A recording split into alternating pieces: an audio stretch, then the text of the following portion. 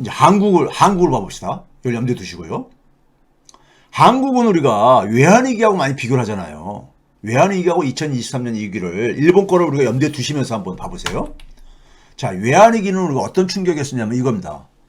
김영삼 정부가 들어서면서 여러분들 기억하시면 모르겠는데 국정 목표를 신한국 건설로 합니다. 새로운 한국 건설. 예? 신한국 건설이요. 그 다음에 뭐냐면은 뭘 얘기하냐면 세계화를 추진합니다. 그걸 위해서요.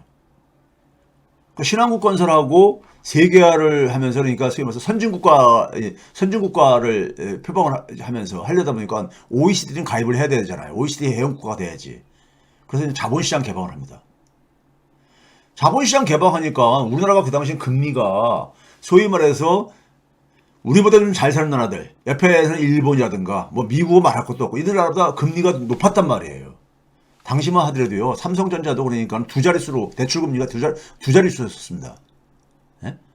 그러니까 그러다 보니까 뭐냐면 해외에서 돈을 그러니까 해외 자금을 이용하는 게 훨씬 더 그러니까는 은행이나 금융회사는 예? 저비용으로 자금을 조달할 수 있는 거잖아요. 해외 차입이 급증합니다. 그 돈을 해외에서 빌려다가 그걸 막 기업 대출을 막 해준 거예요. 기업 대출을 달러, 엔화 이런 거 빌려다가요. 해준 거예요. 마르크 이런 걸 막 빌려다가요. 예? 그 금리가 싸니까. 예? 그러다 보니까 해외에서 그러니까 이렇게 해가지고 돈들이 막 들어오니까는 우리나라 환율은 오히려 하락하죠. 환율이 하락하죠. 그렇죠? 우리나라 원화 가치가 강세될 때 있게 아닙니까? 예화가 막 유입되니까. 그러다 보니까 무역 수지, 경상 수지가 적자가 확대됩니다. 이런 그 경제에 그러니까 우리가 소위해서 펀더멘털이라고 하죠. 이런 게 나빠지는 상황 속에서 성장률은 쫙 그래도 괜찮게 나오고 그러다 보니까 펀더멘털 괜찮다 이런 소리들을 하고 앉았었던 거죠. 근데 이제 해외 금융시장이 특히 동남아에서 금융시장이 악화되면서 뭐냐면은 한국에 빌려주던 돈들을 쫙 회수하는 거야. 그러니까 밀물처럼 같은 쌀물처럼 쫙 빠져나가는 거야. 근데 그거를 갚을 수 있는 것은 이 경상수지 흑자 이런 거란 말이에요. 무역수지 흑자 이런 거란 말이에요. 근데 그게 적자를 쭉 이렇게 진행됐으니까는 돈을 갚을 능력이 되나. 그래서 그 외화 상환 실패한 게 바로 이제 그러니까 우리가 외환위기였던 겁니다. 그래서 IMF에서 그러니까 새로운 빚을 얻어다가 헌빚을 갚고 그 다음에 수출을 무역 흑자를 누려가지고 그거 가지고 돈 갚은 거 아닙니까? 예? 근데 채권자들이 그냥 빌려줘요? 예? 새 빚을 그냥 빌려주냐고요. 빌려주면서 뭐였습니까? 알짜 기업들을 매각하라. 그리고 순조롭게 빚을 상환하게 하려면은 니네 그러니까 돈을 열심히 벌어야 되는 거니까는 돈을 열심히 벌어야 되니까 이 구조조정 해라. 그래서 대량 실업 나오게 되고, 예? 경기 침체에 빠지고, 그리고 이제 뭐냐면 원화 가치는 그러니까 그냥 폭락을 했으니까는 그걸로 이제 수출을 늘리면서 그러면서 이제 IMF 구제금융 조기 상환 뭐 이런 얘기 하고 그러는 거예요. 근데 그러면서 뭐냐면 월가가 요구했던 게 뭐냐면 금융시장을 완전히 미국처럼 똑같이 개방해라 해가지고 한국의 금융시스템을 미국 월가가 요구한 대로 금융시스템을 바꾸시죠. 이때부터 소위 말해서 모피아들이 만들어진 겁니다. 예? 그러니까 우리나라에는 그 당시까지만 하더라도 재벌자본들이 김영삼 정부에서 재벌자본들이 그러니까 소위 말해서 그 시어머니 노릇을 하고 있었는데 여기에 뭐냐면 이제 금융자본까지 시어머니가 또 한 명이 생긴 거예요. 여기 이 두 개의 힘 있는 세력을 위해서 힘 있는 세력의 이익을 복무한 게 바로 뭐냐면은 이게 모피아 집단들인 거예요. 예? 그러면서 대한민국이 어떻게 됐느냐? 격차 사회가 된 거죠. 대기업과 중소기업 종사자 간의 임금 격차, 정규직과 비정규직 간의 임금 격차, 임금 노동자와 자영업자 간의 소득 격차, 소위 격차 사회가 구조화되는 겁니다. 예? 이러면서요. 이건 뭐 옛날에 했던 얘기니까 가고. 근데 올해 위기는 내년도 위기는 어떤 거냐? 내년도 위기는 뭐냐면요. 그리고 제가 앞에서 그동안 쫙 보여드렸잖아요. 코로나 그동안에 우리가 돈을 푼 것들이 되게 실물 경제보다는 자산시장으로 많이 흘러갔다 그랬잖아요. 특히 코로나 팬데믹 2년 기간 동안에 2021년 동안에 엄청난 돈들이 그러니까 전 세계에 풀리기도 하고 우리나라도 같이 풀었잖아요. 그러니까 신용, 즉 대출이 급증한 거예요. 예? 한국은 근데 정부를 돈을 못 쓰게 막 했잖아요. 예? 모피아들이 돈을 안 쓰고 그러면서 가게가 그걸 그러니까 다 감당하면서 가계 대출, 가계 신용이 급증한 거잖아요. 예? 자영업자한테도 지원을 되게 뭐냐면 대출로 지원을 해주고 이렇게 그런 거잖아요. 그래서 그 풀린 돈들이 되게 어디로 갔냐? 부동산으로 다 이렇게 풀러갔다 이거예요. 부동산, 주식 뭐 이런 걸로. 특히 부동산으로. 과거에 제가 대한민국은 자산가 공화국이 됐다 하면서 통계를 보여드렸었잖아요. 예? 그래서 자산 가격이 급등한 거예요. 예? 지난 2020년, 21년 동안 특히 많이 올라갔잖아요. 주식도 많이 올라갔었죠. 예? 근데 그러면서 뭐냐면은 외부적으로 뭐냐면 제가 얘기했죠. 새로운 처음형 인플레가 공급망 교란이라든가 코로나 이후에 공급망 교란으로 인한 인플레 그리고 그걸 이어서 우크라이나 전쟁으로 인한 그러니까 우리가 정치 실패의 결과죠. 이것도 다 새로운 처음형 인플레죠. 패권 경쟁에 따른 저거니까요. 그래서 긴축 시대로 전환하면서 긴축 시대로 전환하니까 금리 이제 올릴 수밖에 없었잖아요. 그러면서 이게 부동산 시장에 일차적 타격을 입힐 수밖에 없죠. 부동산 시장에. 그래서 부동산 생태계는 뭡니까? 가게뿐만 아니라 건설사, 금융회사 이게 다 관련돼 있는 거잖아요. 그냥 짧게만 보더라도.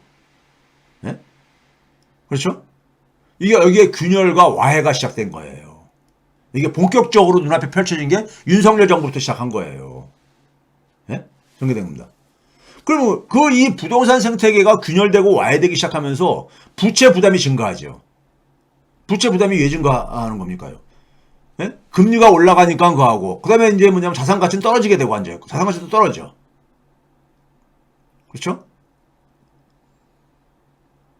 그리고 뭐냐면 이제 원자재 가격이 또 오르니까는 건설에서도 그러니까 비용이 증가하고 막 그래가지고 재건축 이런 것들은 그러니까 이 비용을 더 이제 부담을 해야 되고 그러니까 채무 상환 부담이 증가를 하게 되고 그러면서 뭐냐면은 여러 가지 다 꼬이는 거죠. 가게도 그러니까 채무 상환 부담이 증가하다 보니까는 돈을 더 허리띠 졸라매야 되고 금융회사들 같은 경우는 그러니까 이거를 제대로 이제 그러니까는 자기들이 PF 대출 사업 같은 경우를 통해서 하던 것이 부실화되어지면서 예? 부실화되어지고 앉아있고요. 가게와 건설사, 금융회사가 같이 부실화가 되어지는 거죠.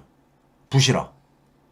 그러니 가계 소비가 위축되어지고 기업 투자가 위축되어지고 구조조정. 그래서 도산 위기로 이제 지금 내몰리고 있는 거 아닙니까요? 그러니까 임금 정체가 되고 실업 증가하고 지금 구조조정을 하고 그러니까요. 가계 소득이 축소될 게 아닙니까? 채무 상환 부담 또 증가하죠. 근데 부동산 과잉 공급 구조는 지속되고 앉아있고 부동산 가격이 하락하고 내수 위축하고 그러다 보면 내수에 절대적으로 의존하는 자영업 생태계도 붕괴될 수밖에 없습니다. 일단 눈에 보이는 게 그런 거예요. 지금 현재 진행되는 게요. 거기다 뭐냐면 세계 경제의 불황도 도래하니까 대외 수요, 수출 환경도 안 좋으니까 또 투자가 위축되지죠. 기업 경영 악화되죠. 채무 부담이 증가되죠. 그렇죠? 이 경제는 생태계입니다. 경제는 생태계예요. 간단하게 보면 이렇다는 얘기고요. 그러면 우리나라 같은 경우 한번 봐보자고요. 외환위기 때하고 지금 봐봅시다. 은행 대출이 얼마만큼 이루어졌냐면요. 돈이 얼마만큼 풀렸냐면 GDP 대비로요. 소득 대비로 봐야 되니까는. 외환위기 직전에는요. 한 5년 동안에 GDP 대비 한 30%포인트가 증가한 거예요. 아까 일본이 얼마 증가했었어요? 20% 좀 넘었었잖아요. 우리 훨씬 더 많았던 거예요. 예? 근데 최근에 5년 동안에 얼마나 증가했어요? 37%포인트가 증가했어요. 외환위기 때보다 더 많이 증가했어요. 은행에서 풀린 돈이요. 이건 GDP 대비이기 때문에 절대액으로는 훨씬 더 많고요. 네? GDP 대비이기 때문에 이 비교할 수가 있는 거예요. 30%, 37%포인트. 지금이 그러니까 더 많이 돈이 풀렸다 이거예요. 이게 다 누굽니까? 가계와 기업의 빚인 거야. 빚. 은행의 대출이라는 것은요. 그렇죠? 자, 외환위기 때 기업 부채 한번 봅시다. 기업 부채. 외환위기 직전에는 외환위기를 우리나라 같은 경우 일어난 것은 기본적으로 기업들이 만들어낸 기업 부채가 터진 거였었어요. 그때 28.3%포인트가 28%포인트 증가했는데 이번에도 그러니까는 기업 부채만 해도 한 26% 거의 비슷하게 증가했잖아요. 기업 부채도 만만치 않다는 얘기예요. 외환위기 직전이나. 근데 우리한테 지금 진짜 문제는 뭡니까? 가계 부채죠. 외환위기 직전에는 우리나라 가계 부채 문제 없었어요. 그 당시는 한 5.6%포인트는 안 증가했어. 한 5년 동안에. 50%도 안 됐어요. 가계부채가. 외환위기 때 우리가 가계부채 이런 얘기 못 들어봤잖아요. 근데 지금은 18%포인트나 증가했어요. 18%포인트. 우리가 기업부채도 한 26%포인트 증가했는데 가계부채도 한 18%포인트가 증가한 거예요. GDP 대비요. 예? 그러니까 외환위기 때에 비하면은 거의 얼마나 증가한 거예요? 3배 정도 증가한 거잖아요.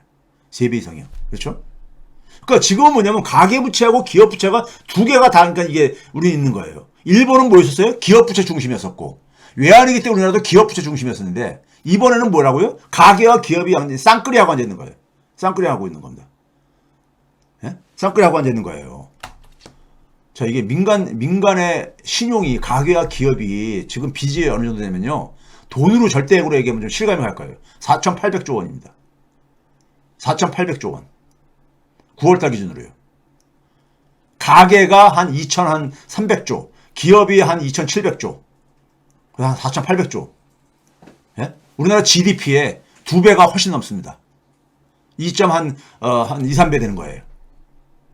엄청난 돈이에요, 이게. 돈이 이렇게, 빚이 이렇게 간 거예요. 가계와 기업이 쌍끌이를 한 거예요. 쌍끌이를 한 겁니다. 그럼 이게 금리 인상되는 상황 속에서 이게 부담이 될 수밖에 없는 거잖아요. 주택담보대출이 1,000조가 넘습니다. 그 중에서니까요. 주택담보대출만요. 1,000조가 넘어요. 그러면 금리 인상하면서 디레버리징이라는 걸, 레버리지라는 것이 그러니까 우리가 부채를 이용을 해가지고, 과거에 그런 말이 유행했었잖아요.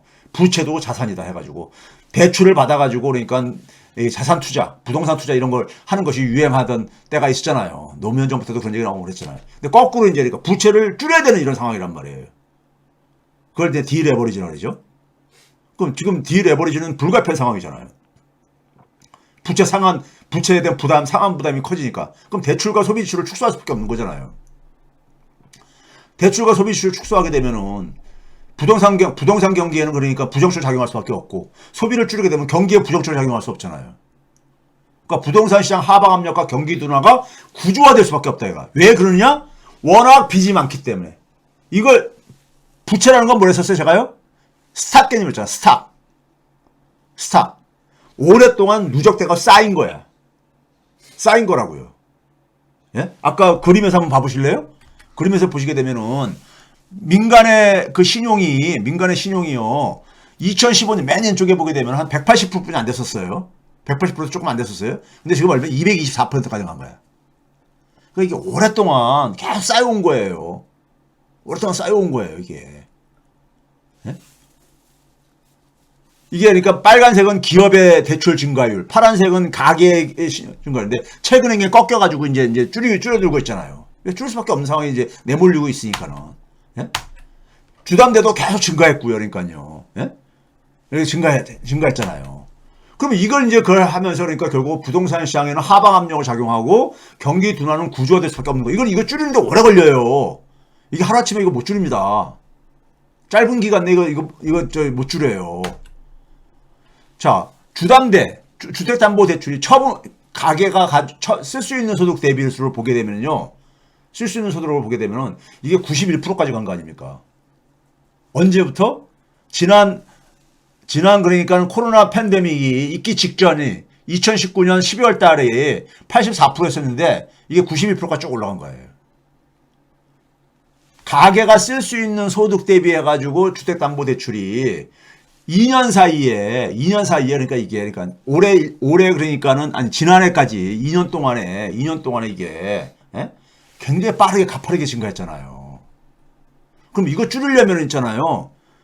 처분 가능 소득 대비니까는 가계가 쓸 수 있는 소득이 별로 없는 거예요. 그러니까요. 보충하려면요. 아까 그랬잖아요. 가계 신용이 한 2,300조 되는데 가계가 빚이 2,300조 정도 되는데 이거요. 부채 축소는 그냥 필요 조건이지 이거 해결이 안 됩니다. 부채 축소를 이거를 소득을 가지고 줄여야 되거든요. 저축을 해가지고 소비를 먹고 쓰는 거를 그러니까 허리띠 졸라매가지고 저축을 좀 많이 해가지고 좀 상환을 좀 하는 거잖아요. 근데 그거 가지고 해결이 안 되죠. 해결이 안 되죠. 그럼 결국 뭐냐면은 분모인 소득을 늘리는 방법이 병행이 돼야 돼요. 근데 소득이 늘린다는 얘기는 뭡니까요? 소득이 늘린다는 얘기는 이 경제가 굉장히 건강해져야 되는 거야. 좋은 일자리가 많이 생기고 그래야 되는 거잖아요. 예? 근데 그럴 지금 가능성이 보입니까? 일본이 그래서 이게 그러니까 해결이 안 된 거예요. 분자 부분인 가계의 부채를 줄이는 방법도 있지만 분모를 늘리는 방법이 가장 바람직해 사실은요. 예? GDP 대비 결국은 가계의 부채를 줄이는 방법은요. 근데 그러려면은 소득을 증가시키는 것이 말은 좋지만은 이쁘지만은 어디 이게 쉽습니까? 예? 그 일본은 뭐냐면 산업체계 전환을 실패하다 보니까 이게 안 된 거예요. 미국만 하더라도 90대 후반부터 소위 말해서 IT 혁명 그다음에 이 플랫폼화 되어가면서 전체 소득은 사회적으로 증가하고 그랬었으니까요. 그래서 하여간 이렇게 지금 이게 지금 여기 봐보세요. 2021년 3분기에 2158조에다가 2020년 1년 만에 3분기 지난 1년 사이에도 얼마가 됐습니까요? 한 100조 정도가 그러니까 증가한 거 아니에요. 여전히 그러니까요. 부채가 그러니까 부채 축소가 안 된다니까요. 이것만 가지고는요. 왜? 허리띠 졸라매가지고 하는 것이 여기서 봐보세요. 이 숫자 오른쪽에 숫자 있는 게 106, 105.8, 105.5, 105.7이요. 올해 2분기에 잠깐 떨어졌다가 꺾였다가 1분기, 2분기에 좀 꺾였다가 3분기에 다시 또 이렇게 좀 올라가잖아요. 왜? 가계가 부채를 상환을 해더라도 그거 가지고는 그러니까 이게 언발의 오줌 누기처럼 별로 티가 안 나는 거예요. 결국은 분모를 늘려야 돼. 분모를. 예? 분모를. 소득을. 근데 그거 쉽냐고 여기에요. 그거 안 되면요. 부채 세워라 내워라 하면서 이거 부채 줄여가야 돼. 굉장히 장기가 되죠. 거기다 경기가 나빠지니까 분모가 줄어들어. 근데 문제는 분모가 안 증가할 뿐만 아니라 분모가 줄어들 수가 있다고요. 그래서 이게 안 줄어드는 거예요. 이게 그래서 장기 불황이 되는 게 그래서 그런 겁니다. 제가 장기 불황일 가능성이 높다는 게 그래서 그런 거예요. 부채 줄이려다 보면 절대적인 규모를 줄이려다 보면은 결국 뭐냐면 경기가 침체에 빠질 수밖에 없잖아요. 예? 그래서 이게 무서운 겁니다. 이제 제가 그랬잖아요. 자산과 부채는 스탁 개념이다. 누적된 개념이라 이거. 누적 개념이라 이거예요. 자, 이거 봐보세요. 팬데믹 이후에 우리나라 가계부채가요. 제일 많이 증가했잖아. 주거거 중에서 보거든요. 덴마크 정도, 덴마크는 마이너스 18.3% 줄어들고 오히려 그러니까. 우리나라가 10.6% 제일 많이 증가했잖아요. 가계부채가. 예? 제일 많이 증가했잖아요. 예? 선진 국가들, 근데 이게 지금 뭐냐면요. 이 파란색 선은 가계 대출 증가율입니다. 증가율이고, 주황색 선은 가계가 쓸 수 있는 소득의 증가율이에요. 근데 회색 선은 뭐냐면 주택담보대출 증가율이요. 그러니까 소득 증가율보다 훨씬 더 대출이 많이 됐으니 이게 사고를 일으킬 수밖에 없는 거잖아요. 이건 지속이 불가능한 거예요. 네? 가계부채 붕괴는 예견된 겁니다. 예견된 거예요. 네?